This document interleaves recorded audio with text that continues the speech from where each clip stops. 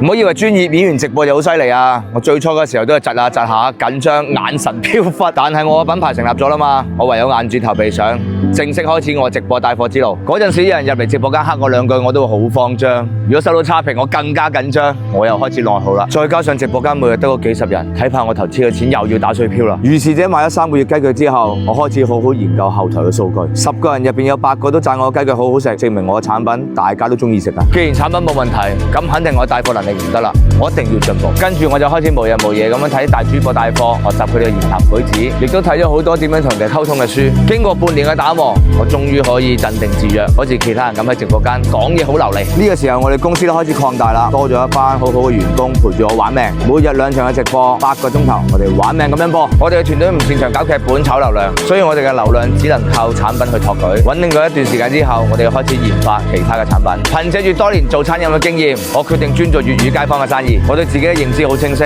我係冇可能做全國嘅市場。只要我可以將同聲同氣嘅粵語生意做好，我已經好滿足啦。只要平台唔限制，我一定堅持做我嘅粵語主播。